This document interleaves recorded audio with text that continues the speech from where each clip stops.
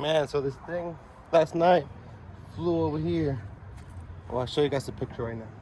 It was crazy. But yeah, so I moved the chicken. We got home.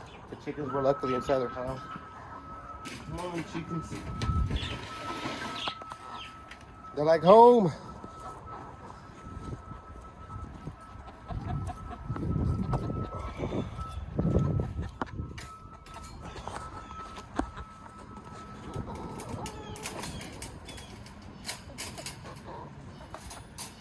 Go chickens.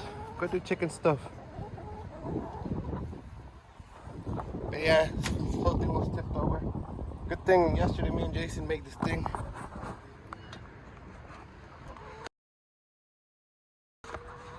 It all stayed together, it just flipped over. Nothing broke. Pretty cool.